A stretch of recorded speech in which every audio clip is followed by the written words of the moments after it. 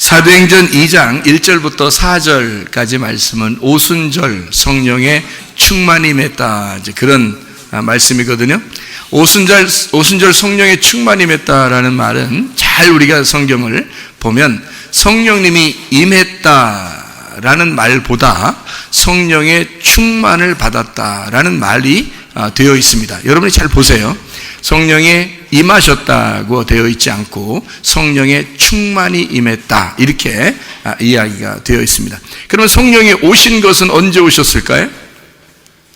예수님 부활하고 난 다음에 요한복음 20장 22절에 예수님께서 성령을 주셨다, 이렇게 제자들에게 성령을 주셨다라고 나와 있습니다. 그게 이제 예수님이 어떻게 하면서 성령을 주셨냐면 바람을 이렇게 불어넣어 주면서, 생기를 불어넣어 주면서 성령을 받으라, 이렇게 이야기했단 말이에요.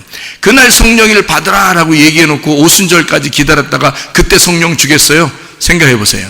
그날 성령 받으라 그랬으니까 그날 성령 받았고, 그 받은 사람들이 별 표시가 없었는데 오순절날 임하니까 그때 성령의 충만이 임했더라, 이렇게 나와 있는 것입니다. 그게 성령 충만이다. 그래서 그걸 오순절이다, 이런 얘기 하거든요. 그럼 오순절 성령 충만이라는 걸 여러분이 잘 아는지 모르겠어요. 오순절 성령 충만을 잘 이렇게 지내는 그런 절기들이 많지 않거든요. 그러니까 이건 오순절 성령 충만이라는 게 레위기 23장에 보면 절기가 나오는데 7개가 나와요. 유월절, 무교절, 초실절, 그 다음에 오순절, 이렇게 나와 있는 절기가 있습니다. 오순절, 그 다음에 나팔절, 속죄절, 장막절 해서 7개 절기가 나와요.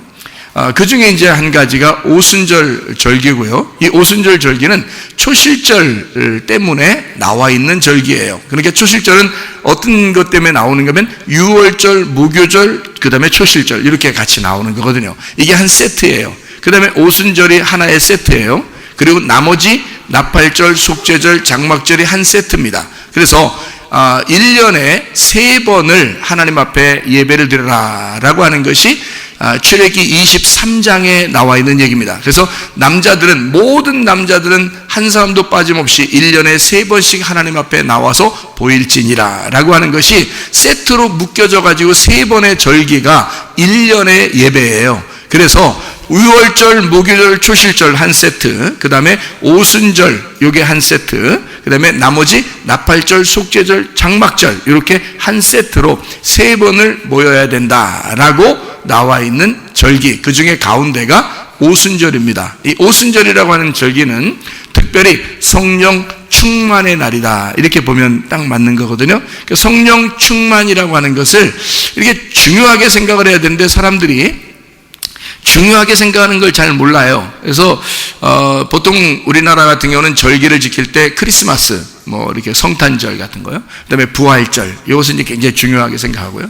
그 다음에 이제 미국의 영향을 받아가지고 추수감사절, 이렇게 많이 절기를 정합니다. 그러니까 성탄절, 그 다음에 부활절, 추수감사절, 이런 식으로 많이 짓는데, 성경의 절기는 어떻게 되어 있냐면 유월절, 무교절, 초실절, 그 다음에 오순절, 그 다음에 나팔절, 속죄절, 장막절, 이렇게 지내게 되어 있습니다. 그 중에 오순절이 굉장히 중요한 절기입니다. 왜 그러냐면 제가 이제 성경을 이렇게 보면서 성경 전체가 어떻게 이루어졌나 봤더니 오순절로 이루어졌더라, 이 말이에요. 성경이. 왜 그러냐면 창세기에 처음에 창세기 2장 7절에 보면 사람을 하나님이 만드시고 그 코에다가 뭘 집어넣어요?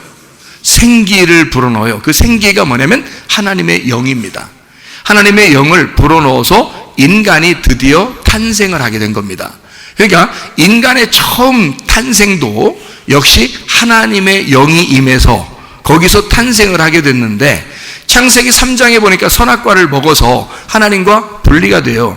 하나님과 분리가 된 것을 어떻게 하면 하나님과 만나게 되냐면 하나님의 영이 다시 임해야지 만날 수가 있어요. 그래서 하나님의 영이 임하는 것을 기록하려고 쭉 그 과정을 쓴 것이 성경입니다. 구약성경. 그렇게 쓰다가 예수님께서 이제 오셔서 자기가 십자가 못 박혀 죽으러 왔다라고 해요. 그 말은 뭐냐면 너희들에게 처음 호흡을 준 것이 너희들에게 호흡을 준 그 호흡을 끊고, 그러니까 죽고, 그 말이에요. 생명으로 죽고 내가 너희들 때문에 왔어. 그러니까 너희들의 이름으로 내가 십자가에서 죽고 이제 내가 살아나는 것을 봐라 이거야. 그러니까 하나님의 호흡이 다시 임해서 예수 그리스도의 그 생명으로 살아가는 것을 보여주겠다. 게 부활입니다. 예수님의 부활. 그러니까 예수가 부활하고 난 다음에 제자들한테 나타나서 첫 번째 주고 싶은 게 뭐겠어요? 호흡이란 말이에요. 예수님의 그 호흡, 그 생명을 다시 불어넣어 주는 거예요. 그러니까 성경은 어떤 세트가 이렇게 딱 맞춰져 있는데요, 두 개가 이렇게 두 개가 만나가지고 딱 뽀뽀하면은요 부부가 됩니다. 남자 여자가 서로 다른데 서로 다른 사람들이 만나서 둘이 뽀뽀하니까 부부가 됐어요. 그러니까 남자하고 여자는 비슷한 점이 있어야 되는데 영 달라. 남자하고 여자하고 완전 다른데 둘이 뽀뽀했더니 어떻게 됐어요? 부부가 돼서 앉아있잖아요, 이렇게. 그죠? 그 말은 뭐냐면 성경에도 이렇게 부부처럼 양쪽으로 이렇게 되어 있는 말씀이 있다는 거예요. 그러니까 창세기 2장 7절의 말씀하고 요한복음 20장 22절의 말씀이 부부예요. 하나의 부부. 그러니까 서로 다른 시간에 있었는데 이것이 둘이 만나가지고 한 부부가 된 거예요. 그러니까 창세기 2장 7절에는 인간을 처음 만들 때 그때 하나님께서 숨을 불어넣어 주셨고, 요한복음 20장 22절에는 하나님께서 부활하시고 난 다음에 제자들에게 숨을 불어넣어 주셨고, 이 두 개의 숨이 성경에 나오는 거죠. 그래서 첫 번째는 땅에서 인간들에게 주신 살아가라고 주신 숨이에요. 그러니까 여러분과 제가 이 숨을 쉬고 살고 있단 말이에요. 이 숨을 쉬고 살아가는 사람들은 한 번의 죽음을 경험해야 돼. 그게 십자가예요. 그 십자가를 경험하고 난 다음에 예수의 부활 안에서 다시 숨을 받아야 돼요. 그게 성령 충만입니다. 그래야지만이 살아갈 수가 있어요. 여러분과 저는 그러니까 바람이 몇 개가 있냐면 두 개가 있는 거야. 하나의 바람은 첫 번째 내가 땅에서 태어나서 살아가는 바람, 두 번째 태어나는 것은 하늘에서 내게 오셔서 부활하신 예수님이 내게 불어주시는 바람. 그러니까 우리는 뭘로 살아가야 되면 땅에서 태어난 것으로 사는 게 아니라 하늘에서 내려오는 바람으로 살아가시는 것이다.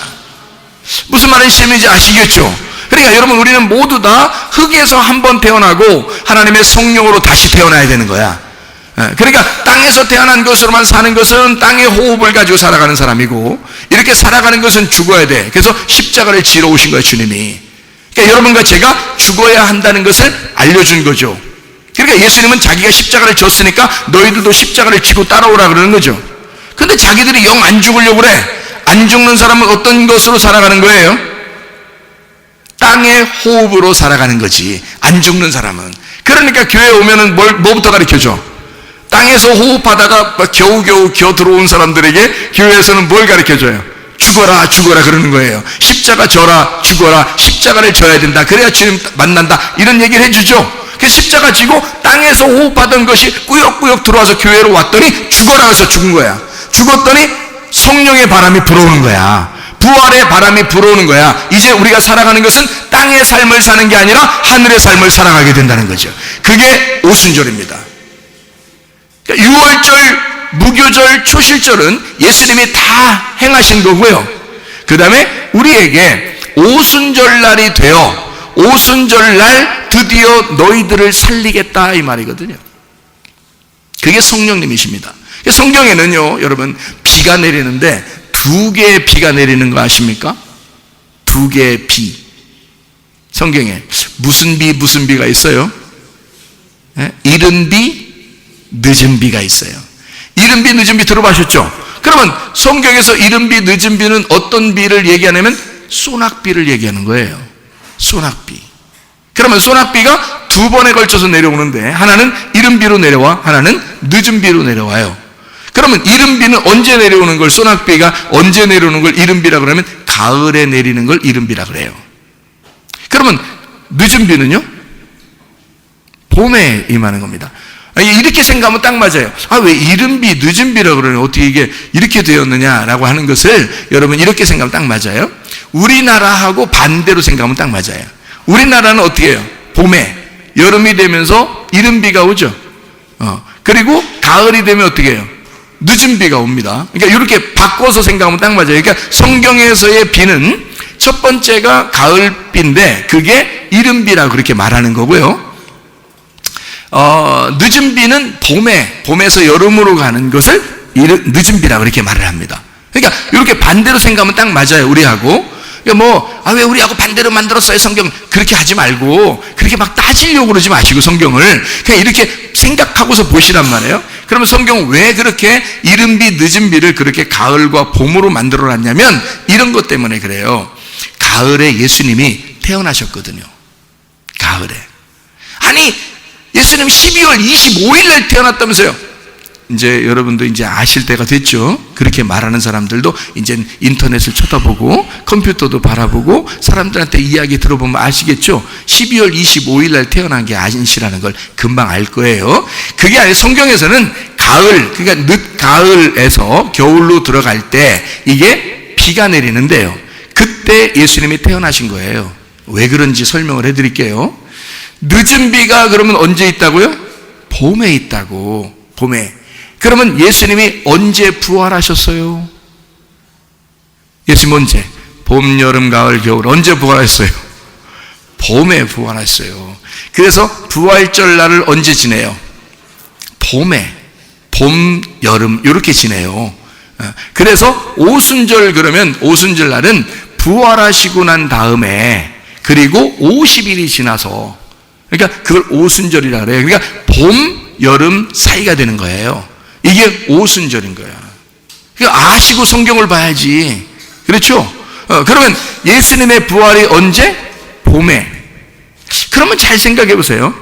봄에 예수님의, 우리가 부활절을 보통 4, 5월 달에 지나거든요. 4, 5월 달, 그죠?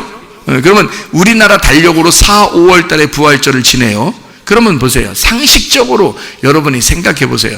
아니, 목사님 성경을 상식적으로 봅니까? 아니, 성경은 이해가 돼야지. 상식적으로 이해가 돼야지. 보세요. 예수님의 부활이 언제 있느냐 하면 6월절 무교절 초실절에 부활합니다. 그러니까 6월절이 언제인지를 알면 되겠죠. 6월절이 언제이면. 그러니까 6월절 무교절 초실절이 같이 있는 거니까. 그러니까 6월절이 언제냐면 이스라엘의 6월절을 지내는 게 언제냐면 4, 5월 달이란 말이에요. 우리나라 달력으로 4, 5월 달. 그래서 그때를 맞추어서 부활절을 지내는 거거든요, 우리나라가. 이 전 세계적으로. 그러면 보세요.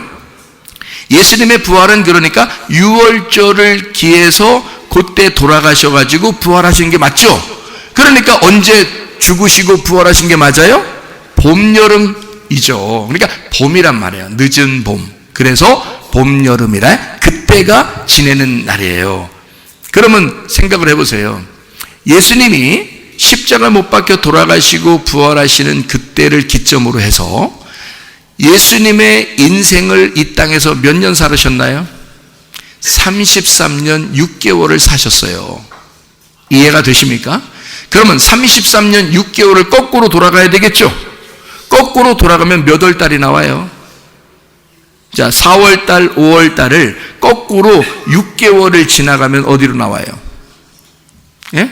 6개월을 아니 33년 6개월이니까 33년은 똑같이 1년이 지나가는 거니까 33년은 그대로 치우고 33년 6개월이니까 6개월을 거꾸로 돌리면 되죠. 무슨 말인지 알겠어요?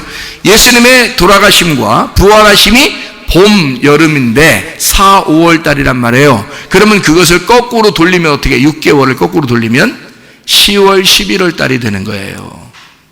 12월 25일 날이 아니고. 그래서 지금은 어린아이들도 다 알아. 예수님이 12월 25일 날 태어난 게 아니라는 걸 다 알아. 그때가 12월 25일 날이 어떤 날이라고요? 해가 가장 짧아졌다가 점점 살아나는 날에서 태양을 중심으로 해서 사람들이 예수님을 태양신하고 같이 이렇게 섞여가지고 성탄절을 만들어낸 거예요. 사람들의 마음에. 그래서 그런 걸 다 절기로 지키는, 그게 이제 뭐 다 다른 종파에서 다른 종교에서 이걸 만들어낸 건데, 그것을 우리들도 그냥 그날 쉬니까 그날 그렇게 예수님을 생각하면서 사람들이 지내고 그러는 거예요. 이해가 되시죠? 원래 진짜로는 예수님의 태어나심이 가을이고요, 그 다음에 예수님의 죽으심과 부활이 봄입니다. 자, 이해가 되시겠죠? 무슨 말인가? 그러니까 비가 언제 내려야 되겠어요? 가을하고 봄에 내리는 걸 이른비 늦은비라 그러는 거야. 그래서 예수님 오시는 걸 이른비, 성령님의 임하심을 늦은비라 그러는 거야, 성경에. 그래서 두 개의 비가 나오는 거예요, 성경에는요. 자, 이게 어떻게 이렇게 서로 뽀뽀한 것이 딱 나오겠죠? 이른비하고 늦은비하고 뽀뽀하니까 뭐가 나왔어요? 말씀에서 그렇게 나오는 거죠. 이른비, 늦은비. 예수님의 임하심과 성령님의 오심을 같이 이렇게 두 개의 큰 중요한 것을 설명하려고 이른비와 늦은비가 있는 거예요. 이스라엘 나라는 비가 굉장히 중요하거든요. 가물어 메마른 땅에 단비를 내려주십시오 해서 이스라엘 사람들은 우산을 안 쓰고 다녀요. 비가 내리면 하나님의 축복이 임했다고 해서 성경에 하나님의 축복으로 비가 내린 것을 율법이라 그래요. 이걸 토라라고 그래요. 성경의 율법, 토라. 하나님이 위에서 내려주신 비다 해가지고 그것을 율법, 토라라고 그래요. 하나님의 물줄기, 그게 하나님의 말씀입니다. 그러면 예수님의 임하심도 말씀이 내려오셨죠? 하나님의 성령께서 오시는 것도 말씀이 내려오시는 거란 말이에요. 그래서 이 성령이 내려오심을 진리의 성령이라 그렇게 말하는 거죠. 무슨 말인지 이해가 되시겠죠? 그래서 두 개의 빗줄기가 위에서부터 말씀이 내려오는 것을 설명하는 것이다. 첫 번째는 예수 말씀이 내려오시는 것이고, 두 번째는 성령의 말씀이 내려오시는 것이다. 아니, 성령의 말씀, 예수님 말씀 틀린 거예요? 같은 거지. 예수님하고 성령님하고 같은데, 그래서 같은 비란 말이에요. 시기만 딱 다르게, 시대만 딱 다르게 이른비, 늦은비로 표현한 것이지, 예수님이 성령님이죠. 그래서 예수님이 내려오셨고, 그 다음에 성령님이, 예수님이 성령이 되셔서 내려오시는 걸 말하는 거란 말이에요. 영으로 우리에게 오시는 걸. 그러면 예수님도 말씀이죠, 성령님도 진리의 말씀이죠. 이해가 되겠죠? 그래서 진리의 말씀이 우리에게 임하시는 날, 그게 오순절 성령 충만의 날이다. 그러니까 성령 충만은 다른 말로 바꿔서 뭐라고 표현하면 좋겠어요?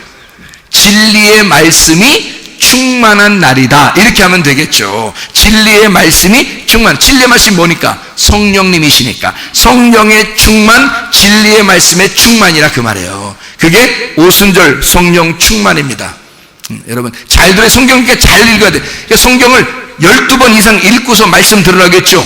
12번 읽고, 성경 그냥 덮어놓고 읽지도 않고 설교 듣고 그러지 마시고 12번 이상 읽고 설교를 들으시라고요. 그래야 설교가 들려, 무슨 말씀인지 이게 이해가 된다고요. 그때부터 이해가 되기 시작한다고. 성경도 안 읽고 설교를 들으니까 이게 뭐가 뭔지, 정말이 뭔 얘기야, 내가 생각했던 말하고 틀리네. 그 생각이 틀린 거예요. 그 생각이. 성경에 있는 걸 잘 많이 읽어보고 들으면 어떤 말씀이 사실인지를 깨닫게 돼요. 진리를 받아야지. 진리를. 거짓을 받으면 안 되지. 거짓말을 받으면 안 되지. 진리의 말씀이 진리의 성령이라고 그러잖아요. 성령님은 참되단 말이에요. 그래서 다 조사해보면 나와 어떤 게 진리의 말씀인지를 나중에 주님 만나면 알게 되고, 그리고 여기서도 조사해보면 알아. 그러니까 성경을 먼저 자기가 많이 읽어야 돼. 그리고 난 다음에 성경 안에서 저 말씀이 진짜인지 가짜인지 들으란 말이에요. 그렇게 들어야 설교가 들리는 거예요, 여러분. 자, 두 개의 빗줄기라고 그랬어요. 그러면 제가 두 개의 빗줄기를 또 다른 말로 뭐라고 그랬어요? 두 개의 바람이라 그랬죠? 두 개의 바람이라. 첫 번째 바람은 땅에서 불어오는 바람, 두 번째 바람은 하늘에서 내려오는 바람. 무슨 말인지 알겠어요? 그러니까 예수님이 부활해서 올라가면 하나님의 성령이 임하시는 거야, 우리에게. 근데 땅으로 내려오신 건 우리가 가만히 있는데 예수님이 내려오셨잖아요. 말씀이 육체를 입고 내려오셨단 말이에요. 땅에서 있는 것으로 내려오셨다는 거죠. 그러니까 예수님은 땅으로 내려오셨으니까 이분은 죽어야 돼, 안 죽어야 돼? 죽어야 돼. 땅으로 왔잖아. 흙으로 왔잖아. 그러니까 흙은 죽어야 되니까. 그래서 말씀이 육체라는 흙을 입고 왔으면 흙이 무너져야 된단 말이에요. 흙을 부셔뜨려야 된단 말이에요. 그래야 말씀이 딱 온전하게 살죠. 그래서 흙을 부서뜨리는 장면이 십자가의 죽으심이야. 그리고서 말씀이 살아서 영으로, 이게 말씀이 살아서 하나님의 몸을 입었으니까 벽을 막 통과하는 거야. 그리스도의 몸이 천사처럼 영으로 바뀌어버렸단 말이에요. 부활하고 나면 우리도 그렇게 바뀌는 거야. 그러니까 차원을 넘나드는 거죠. 지금 우리들은 차원을 넘어가질 못해요. 지금 여기서만 살아갈 수밖에 없어. 그런데 부활하고 나면 우리가 죽고 나서 부활하고 나면 이게 어떻게 보면 몸이 그냥 이대로만 있는 게 아니에요. 그리스도의 몸으로 바뀌기 때문에, 천사의 몸으로 바뀌기 때문에 시간과 공간을 넘어갈 수가 있단 말이에요. 시간과 공간이 우리에겐 전혀 제약이 될 수가, 제한을 우리한테 할 수가 없게 되는 거죠. 예수님 부활하고 난 다음에 그렇게 돼버리신 거예요. 그게 영이신 말씀이라는 겁니다. 말씀이 누구한테 가두어지나요? 그렇지 않아요. 처음에 예수님이 오실 때만 육체 안에 가두어졌었어요. 그래서 예수님이 십자가 못 박혀 돌아가실 때 자기 옷을 다 벗김당한 거야. 알몸으로 죽으시는 거야. 왜? 너희들 봐라 이거야. 내가 이 죽는 것이 진리이다. 그래서 자기가 알몸으로 죽임을 당하시고 말씀으로 부활하시는 거란 말이에요. 그러니까 육체는 죽어야 하니까 예수님이 원래 죽으실 필요가 없어요. 뭐 때문에 죽으셨어요? 말씀이 육체를 입고 왔기 때문에 너희들 같은 육체가 죽어야 하니까 십자가에 매달아 죽는 거야. 예수가 나 때문에 죽은 거지, 나라는 육체 때문에 죽은 거지, 예수가 스스로 죽을 필요가 없었던 거죠. 말씀이 뭐하러 죽어요? 말씀은 죽을 이유가 없는 거예요. 나 때문에 죽은 거야. 나를 입고 오셨으니까 내가 십자가에 매달려 죽는 거란 말이에요. 그걸 보라는 거 아니에요. 그걸 깨달은 사람이 회개하는 거예요. 그걸 깨달은 사람이. 그리고 난 다음에 말씀이라는 예수가 부활하는 거죠. 이해가 되죠? 그리고 난 다음에 이 말씀이 성령이 돼서 우리에게 오시는 거야. 그게 성령 충만하게 오시는 장면이고, 성경이 두 개로 너희들이 땅에서 태어난 자들을 숨을 쉬게 해서 살게 했다 이거야. 근데 선악과를 먹었어. 인간 모두는 선악과를 먹은 사람들이에요. 그게 뭐냐면 탐심이야. 탐심. 선악과 먹은 게 탐심이야. 그러니까 저는 욕심이 없는데요, 이런 사람이 혹시 있을지 몰라. 저는 욕심이 이상하게 없어요. 바보 등신이든지 아니면 진짜 회개해가지고 하늘나라 사람이 됐든지 그래요. 예? 그러니까 욕심이 없다는 건, 인간은 그럴 수가 없어요. 인간은 다 욕심이 있고 탐심이 있어. 그래서 골로새 3장 5절에 탐심은 우상 숭배라 그렇게 돼 있는 거야. 탐심은 우상 숭배라. 자, 선악과를 먹은 게 뭐라고요? 탐심이라고. 먹음직하니까, 보암직하니까, 탐스러우니까 먹은 거야 그걸. 그렇지 않다면 먹겠어요? 먹음직스러웠고 보암직스럽고 탐스럽게 생겼으니까 먹은 거야. 그러면 그 탐욕을 왜 가진 거예요? 선악과 먹을 때 탐욕을 왜 가진 거예요? 뭐 되려고? 하나님 되려고 먹은 거예요. 그러니까 네가 왜 우상숭배냐? 그 선악과를 먹은 게, 탐심이 왜 우상숭배냐면 네가 하나님 되려고 한다 이 말이에요. 자기가 하나님 되려고 하니까 자기가 뭔가 막 자기가 주인 돼서 하려고 하는 거 있잖아요. 그게 선악과야. 네가 주인이라고 하는 그때가 네가 선악과를 먹은 날이야.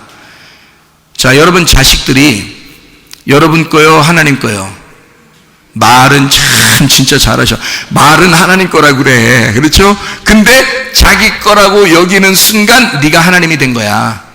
하나님 거가 돼야 되는데 네가 이거 내 건데, 내 자녀인데, 뭐 아들 뭐 이런 사람도 있어. 하나님 아들이지 네 아들이요? 왜 남의 아들 가지고 자꾸 그려? 아니 우리 아들 보고 딴 사람이 아들 그럼 기분 좋겠어?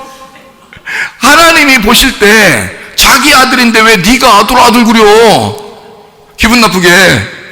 그러니까 뭐라고 불러야 되냐면, 우리는 뭐라고 부르냐면 하나님의 아들, 하나님의 아드님, 하나님의 왕자 이렇게 부르셔야 돼.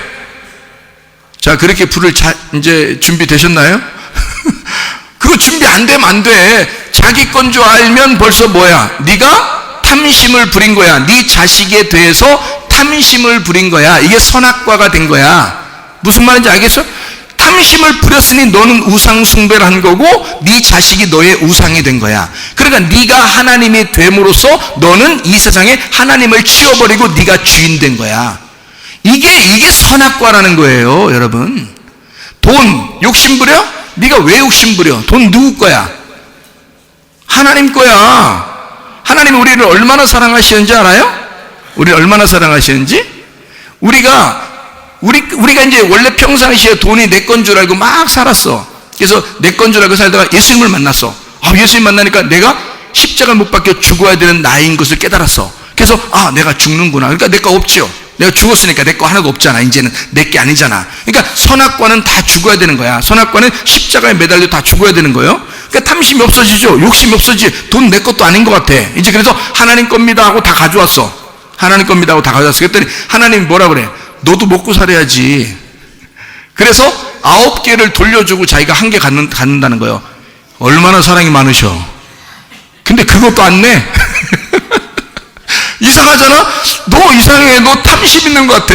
너 욕심이 많은 것 같아. 그 하나님이 반대로, 야, 그럼 내가 9개 가지게 너 하나 가지고 살아봐. 그럼 좋겠어요? 그 성경에 그렇게 써놓았다면 어떻게 살게, 우리가? 그럼 그렇게 써. 하나님은 11조 내라는 것도 어떻게 보면 하나님의 사랑이야. 여러분, 가만히 생각해봐요. 우리가 어떤 사람만 11조 내라고 했어? 그러니까, 목사님, 그래도요, 요즘에는요, 11조 내라는 이런 거 얘기하면요, 싫어하는 사람 많대요. 그래요? 그래요? 그러면 내지 마요. 우리 교회 언제 11조 내라고 했습니까? 우리 교회는 11조 내라고 안 합니다. 네. 기도할 때만 얘기합니다. 11조 내라고 안 합니다. 우리 교회는 11조. 어떤 사람만 11조 내라고 그래요? 예수를 영접하여 예수가 나를 위해 죽으셨다는 사실을 정확하게 깨닫고 10분의 1, 이 10의 12, 10번째가 예수 그리스도라는 것을 깨달아 내 모든 것이 다 하나님의 것입니다 라고 하나님의 아들이 된 자들만 그 하나님의 아들을 드리라고 11조가 나온 거거든요. 성경에 11조는 돈이 아니에요. 하나님의 아들이지. 이해가 되겠습니까? 하나님의 아들을 받아들인 자가 하나님의 아들을 드리는 거예요. 그게 11조라고요. 그게 우리는 어떻게 하고 싶어?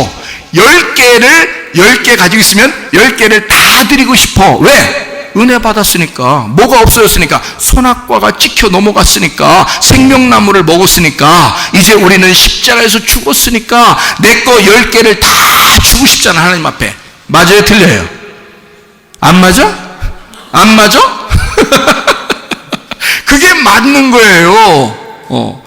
그러니까 하나님을 제가 다시 만나고 보니까 내가 욕심이 안 생기더라고.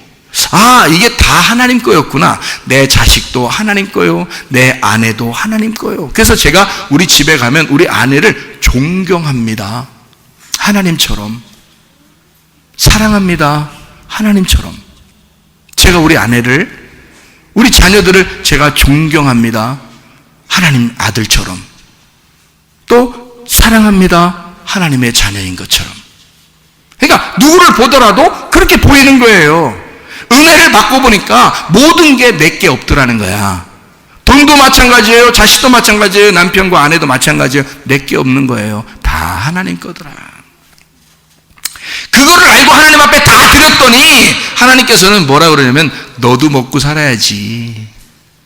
그래서 우리에게 너도 먹고 살게 해줘. 야, 너 나한테 진짜 다 주고 싶잖아. 자꾸 다 주고 싶잖아. 1개만 대표로 가져와. 1개만. 나머지는 다 가지고 있어. 이게 사랑이지 뭐예요. 하나님이. 우리는 하나님 1개라니요. 10개를 다 드리고 싶은데 내 마음은. 그런 마음이 우리에게 있는 사람만 11조 하라는 거예요. 우리 교회는. 그런 사람 아니면 11조 하지 말라는 거. 우리 교회는 11조 하지 말라는 거야. 그런 마음 없는 사람. 그런 사람 마음이 없는데 억지로나 인색함으로 하는 게 무슨 헌금이야. 즐겁게 기쁜 마음으로 하나님 앞에 즐거이 드리는 걸 하나님이 받으시는 거지. 그렇지 않겠어요? 자기를 사랑하는 자가 자기를 사랑하는 마음으로 주시는 걸 기뻐하시는 거지. 무슨 말인지 아시겠어요? 하나님의 성령이 우리에게 임하시면요, 사람을 바꿔놓습니다. 사람의 마음을 바꿔놔요. 그러니까 하나님의 성령이 임하셔서 충만하게 되는 거, 그날 바람이 불어온 거야. 어떤 바람? 하나님의 호흡이, 하나님의 숨이 우리에게 들어온 거야. 하나님의 영이 들어와 버린 거야. 그게 성령 충만입니다.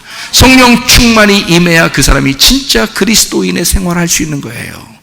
그러니까 그리스도인의 생활은 교회 와서 억지로 하는 게 아니야. 그래서 우리 교회는 할 일 있다 없다? 없다.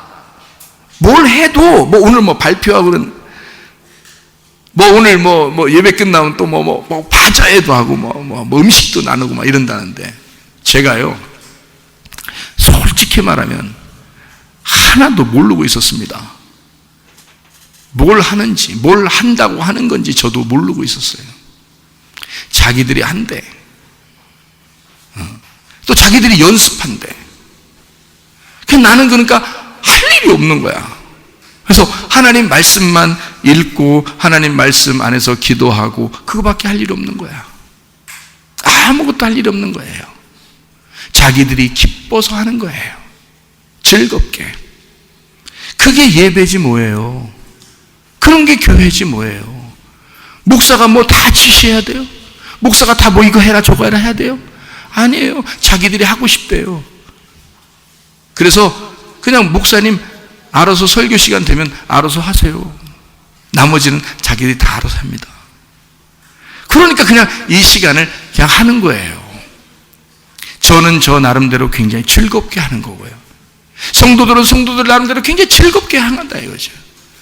얼마나 기쁘냐. 이게 성령 안에서 하는 거지 억지로 율법적으로 하는 것이겠습니까? 아유 못하죠. 하지 말라는 거예요. 그런 건 율법적으로는 아예 하지 마. 안 하는 게 더 좋죠. 은혜로 하니까 하는 거예요. 그게 교회라는 거예요. 그게 성령의 인도하심이라는 얘기죠. 성령의 인도하심은 자 말씀 율법이라는 것과 그리고 성령이라고 하는 것이 뭘로 임한다고 했어요? 율법이라고 그러면 뭐하고 똑같다 그랬어요? 비가 내리는 것과 똑같다 그랬어요. 하나님의 성령이 임하시는 것은 뭐와 똑같다는 거예요? 바람이 부는 것과 똑같다 그래요. 그러면 이게 비가 내리는 거하고 비가 내려서 물이 쭉 흘러가는 거하고 바람이 부는 거하고 다 어때요 여러분? 억지로 막 바람이 이쪽으로 오면 내가 막 장풍을 쏴가지고 막 저쪽 돌려버리고 막 이렇게 해요? 바람을? 어떻게 해야 돼요? 바람이 오면 그냥 맞으면 되는 거야. 그죠? 바람 맞아. 바람 맞아? 좀 이상한 말인데 하여튼 바람을 맞아. 바람 맞아. 그럼 물이 이렇게 내려오면 물에 또 그냥 떠내려가는 거예요. 그죠? 그러면 위에서 물이 내려오게 되고 바람이 불게 돼. 그러면 우리는 그냥 그게 자연이야. 자연스럽다 그 말이야. 내추럴리 하다. 아주 자연스럽게 바람이 불게 되고 물이 흐르게 된다. 이게 무슨 삶이라고? 성령의 삶이라고. 그게 성령의 삶이라고. 그러니까 우리는 율법적으로 한다 우리 교회가? 복음으로 은혜로 성령으로 산다 이 말이에요. 그래 여러분 속에 뭐가 임해야 되냐면 하나님의 생기가 불어와야 되는 것입니다. 우리의 호흡으로 사는 것이 아니라 하나님의 호흡으로 사는 사람들, 하나님의 생기가 불어와서 사는 사람들. 에스겔 37장에 보니까 뼈들아 일어나라 그랬어요. 죽은 마른 뼈들아 일어나라. 뭐가 나와야? 생기가 불어와서 사람을 살려야 일어난다는 것이죠. 여러분 우리가 죽어가는 사람도 질병에 걸려서 고통받는 사람도 가정에 문제 있어서 죽어가는 사람도 생기가 불어오면 살아나는 것입니다. 생기야 불어라 해서 여러분의 가정에 생기가 불어오는 하나님의 성령으로 충만한 가정 되시기를 바랍니다.